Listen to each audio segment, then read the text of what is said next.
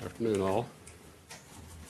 I thought I'd take a few moments to offer a few comments on the strategy for South Asia that President Trump outlined last night in his address to the nation, and then take a few of your questions on that subject. I think the President did a fairly thorough job in terms of describing the new military approach, and I think the important point in that is a conditions-based approach as opposed to a time-based approach that had specified troop ceiling levels and timetables. And I think the President's been quite clear that what will be different this time is he has empowered our military commanders on the ground to make more timely decisions, to conduct battlefield operations based upon the conditions on the ground with the battle plans that Secretary of Defense Mattis will be approving. That is going to change the dynamic on the ground considerably. These are some of the same tactics that have been employed in the very successful campaign to defeat ISIS in Syria and Iraq. And so I think we're taking a lot of lessons learned from our success there, and we'll translate those to Afghanistan. This is going to take some time for our military to go through a new set of training with some of the Afghan forces. The fighting will still be borne by the Afghan forces, by their military and their security forces. But we believe that we can turn the tide of what has been a losing battle over the last year and a half or so, and at least stabilize the situation and hopefully start seeing some battlefield victories on the part of the Afghan forces, who have fought very bravely, but they've been fighting, I think, with less than full capabilities that we can give them. I think similarly on the diplomatic front, we too are going to adopt a conditions-based diplomacy. We're going to condition our efforts along with the progress we see being made by the Afghan government, who must continue the reform efforts that we've been working on for some time, in particular much more rigorous efforts around the anti-corruption. Now, part of the corruption challenge in some respects has been the methods and ways in which we have been delivering some of our aid. We've not been as accountable, I think, to ourselves in terms of ensuring that our aid programs, development programs, are delivering the results that they were intended to deliver. Some of that has been challenged by the security environment. It's very difficult for many of our aid workers to operate in Afghanistan. So as the security environment improves, we expect to adopt a different approach as to how we deliver on the development and assistance that supports the Afghan government in their reforms as well. I think the President was clear. This entire effort is intended to put pressure on the Taliban, to have the Taliban understand you will not win a battlefield victory. We may not win one, but neither will you. And so at some point, we have to come to the negotiating table and find a way to bring this to an end. Now, this is a regional approach, and part of why this effort took as long as it did is we chose not to just focus on Afghanistan, but we undertook a fairly comprehensive review of our relationships in Pakistan and our relationship with India. And we see this approach as requiring an integration of all three of those strategies, and use Pakistan, India to also bring pressure to bear on the situation in Afghanistan. Pakistan in particular can play an important role here, certainly in delivering the Taliban to the negotiating table.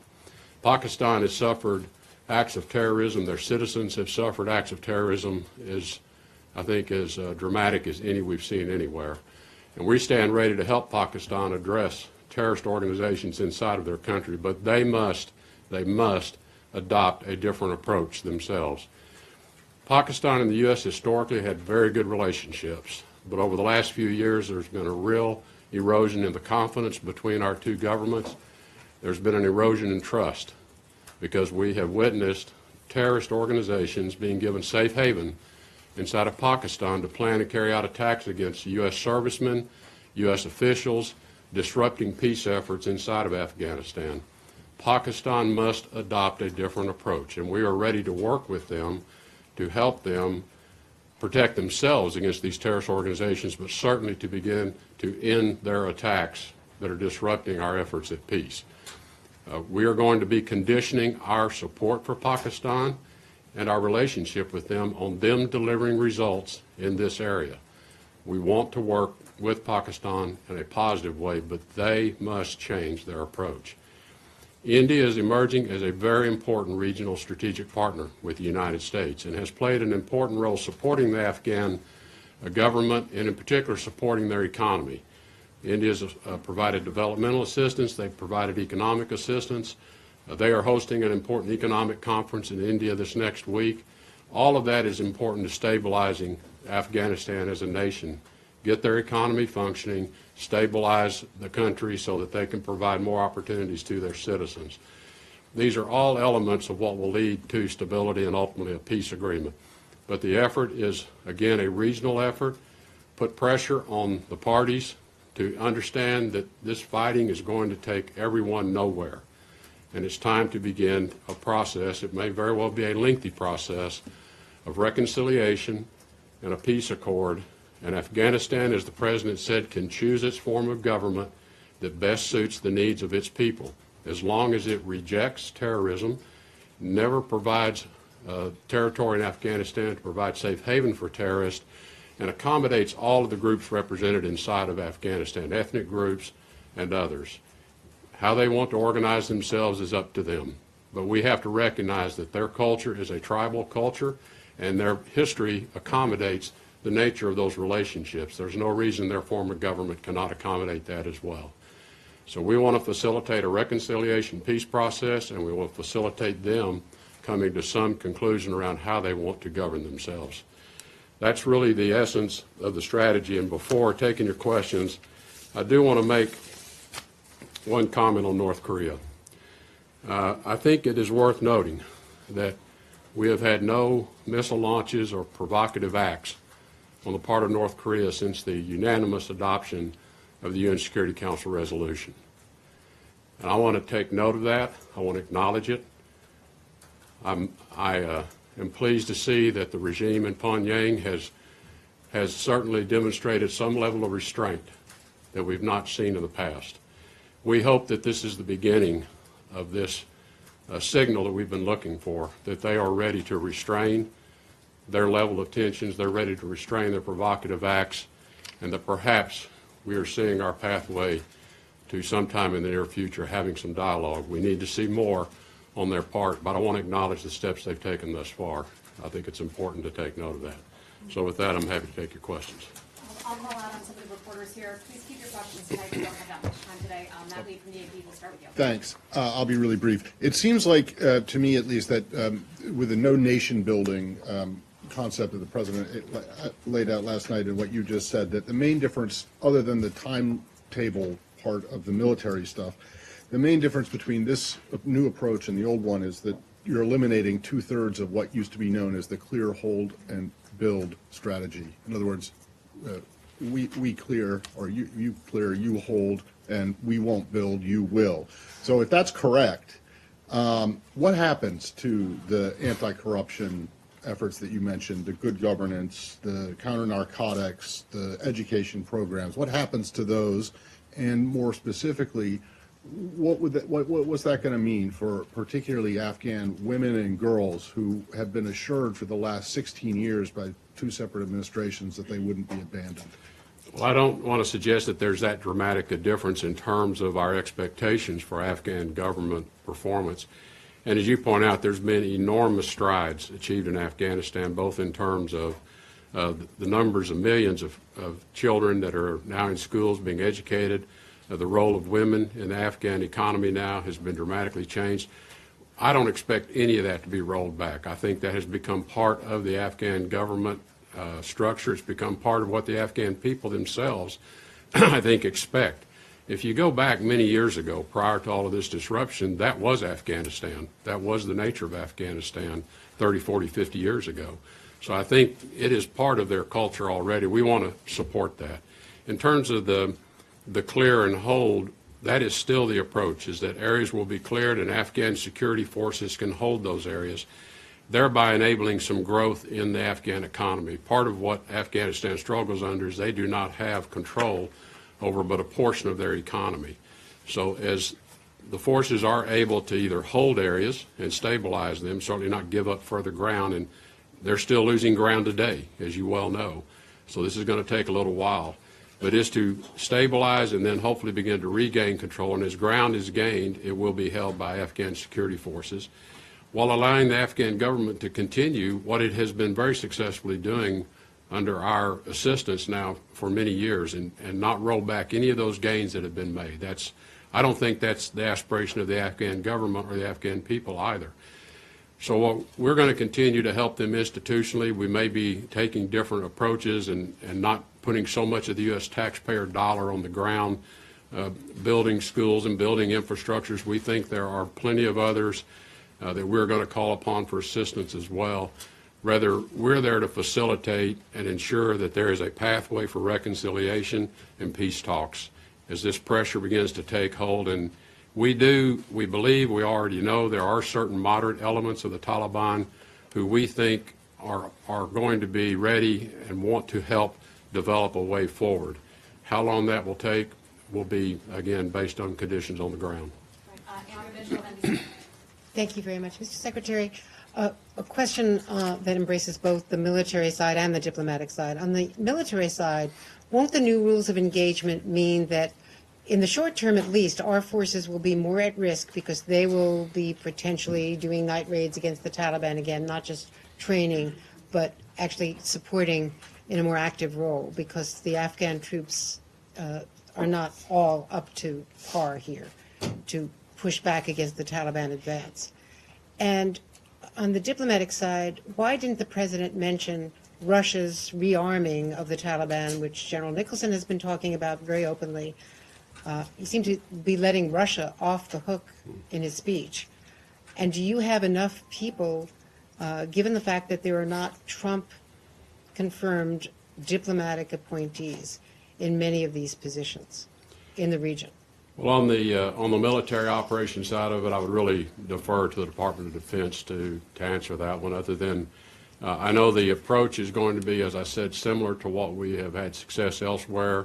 As Secretary Mattis describes it, it's a by, with, and through approach. And I think that's part of why the need for a step up in troop levels is so we can now at the battalion level organize and help the Afghan Army fight in a different way with close ground advisement at the battalion level and the ability to call in support on a more timely basis as needed to ensure victory as opposed to either stalemate or defeat. With respect to the comment about Russia, to the extent Russia is supplying arms to the Taliban, that is a violation, obviously, of international norms, and it's a violation of UN Security Council norms. We certainly would object to that and call Russia's attention to that. If anyone's going to supply arms, it needs to be through the Afghan government. In terms of our footprint on the ground, we have very competent, capable, experienced people there now. Our Afghan ambassador is remaining on the job at this time. We have a Pakistan ambassador that's been nominated. We hope to have that person cleared through the process soon.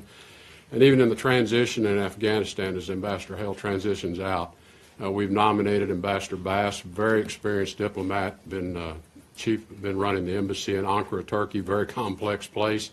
He's very well equipped to step into this situation as well. And we are looking at a couple of different people for the Special Representative to Afghanistan Pakistan position. It's open currently. It's being filled with a very experienced individual today. So we're ready to get going with very competent people we have, and I'm not at all concerned about the competency level or the experience of the people that we have working on this. I'm quite confident with them. And India? This next question, Martha Raddatz from ABC, excuse me. Sorry, Secretary Tillerson, I know you don't want to talk about the military, but you were just using some military terms and battalion level and that. I know and understand why the administration does not want to talk about tactical moves, but strategy. Don't the American people deserve to know approximately how many more of their sons and daughters will be going back to Afghanistan in a war that's lasted nearly 16 years? Well, I think, and I don't want to speak for Secretary Mattis, but I think the intent is there will be visibility to troop levels once the decision has been made. I think what the President has conveyed, and I agree wholeheartedly with him, is that we are not going to signal ahead what our plans are. We're not going to signal ahead an increase, a decrease, the timing of any of that. It will be driven by conditions on the ground. The only way we can defeat an enemy that is as nimble and as cagey tactically as this enemy is, we have to be as cagey and tactical as they are. And we've not been fighting that way. Could that include strikes in Pakistan? I'm not going to comment on what it could include, but the President's been clear that we are going to protect American troops and servicemen. We are going to attack terrorists wherever they live, and we have put people on notice that if you are harboring and providing safe haven to terrorists, be warned, be forewarned. And we're going to engage with those who are providing safe haven and ask them to change what they're doing and help us help them. Because in my view, the greatest benefactor, other than the Afghan people themselves, to achieving stability and peace in Afghanistan are the people of Pakistan. They will benefit more than any other nation. Margaret Brennan, CBS. Mr. Secretary, in the back here. You said no preconditions to talks. Specifically, are you saying that the U.S. no longer expects the Taliban to accept the Afghan constitution and specifically the rights of women? And on Pakistan, did you articulate in specific terms, or do you plan to Pakistan the consequences of their actions, whether it be sanctions, dropping their non-NATO ally status? I mean, what exactly have you communicated, or do you plan to communicate?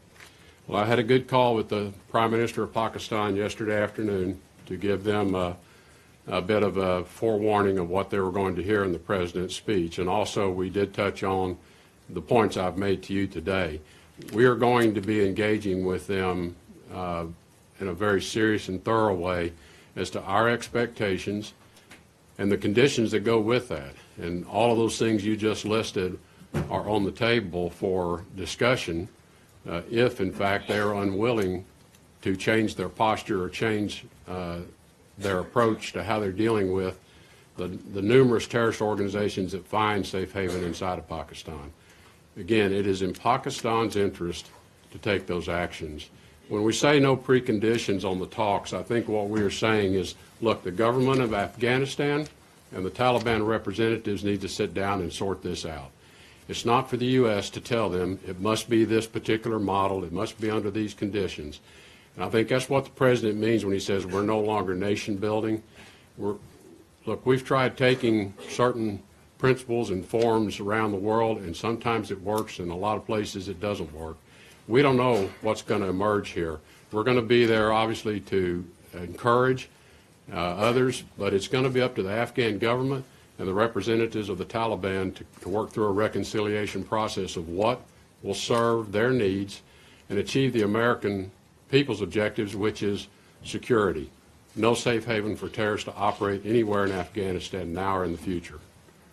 Tom Rogan with the Washington Examiner. Mr. Secretary, you mentioned the force protection concerns and Ambassador Bass shortly going to Afghanistan and the SRAP discussions, but how are you going to get someone who is able to go out beyond the wire and negotiate functionally, regularly, in that weekly basis with individuals from the Haqqani network and that force protection concern? Well, we are going to have to improve the security environment. It is not, the environment today is not conducive to carrying out those types of activities. You're exactly right. And so part of what we're going to have to do is first ensure we're ready to engage when conditions permit us to engage. It again is why Pakistan is very important in this discussion as well. Pakistan can facilitate much of that discussion. And there are other regional players to which this particular conflict and this unstable situation in Afghanistan are important. We've had discussions with the Chinese about a role they might be able to play. We've had discussions with the Russians about the role they could play if they choose to.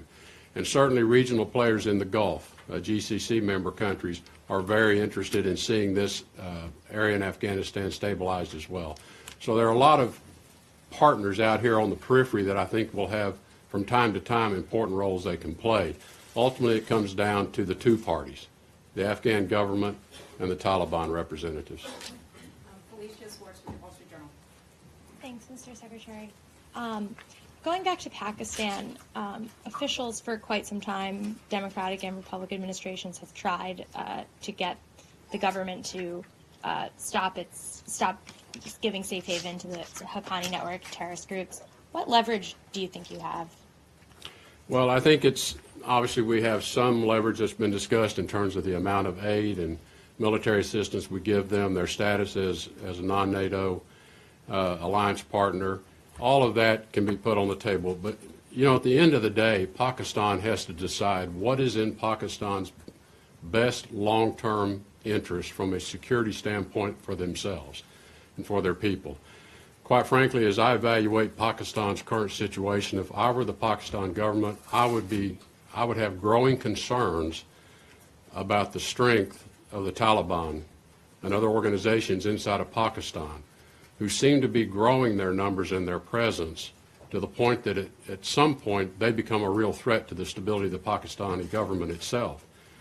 I think they need to be thinking about what is in their best long-term interest and how can we work with them to achieve a safer, more stable Pakistan in the next decades to come as well. I think it really is up to them. They've got to ask themselves that question. Why does this work for them, and why is this going to continue to support their stability and the survival of their government in the years ahead if they continue to allow these elements to just grow and maintain their presence inside of Pakistan? Last question. Welcome, AFP. Thank you, Mr. Secretary. Don't you fear on the other side that too much pressure, too tough pressure on Pakistan may destabilize Islamabad and may have destabilizing all the region with having Taliban stronger in the country? That is a concern, and that's why I made the comments I just made, that I think it's important that Pakistan begin to think about its ability to contain these groups as well. It's why, though, we take a regional approach. The U.S. alone is not going to change this dynamic with Pakistan. You know, India and Pakistan, they have their own issues that they have to continue to work through. But I think there are areas where perhaps even India can take some steps of reapproachment on issues with Pakistan to improve the stability within Pakistan and remove some of the reasons why they deal with these unstable elements inside their own country. As I said, other regional players have strong interest in Pakistan. China has strong interest in Pakistan. Having a stable, secure future Pakistan is in a lot of our interest. They are a nuclear power. We have concerns about their weapons, the security of their weapons. There are many areas in which we believe we should be having very productive dialogue that serves both of our interests and regional interests as well. So this is, again, this is not a situation where the U.S. is saying, look, it's just us and you. What our approach is to bring, as I said, these regional approaches is to bring all the other interests into this effort. Much as we've done with North Korea and assembling this global effort in North Korea, I think too often we try to distill these challenges down to where it's just the U.S. and some other country, and only between the two of us can we solve it. We have to enlarge the circle of interest and bring others into the effort as well, and that's what we'll be doing with Pakistan as well. Thank you, Mr. Secretary. Thank you, everyone. Thank you. We'll see you tomorrow. We'll have a press briefing at 2 p.m.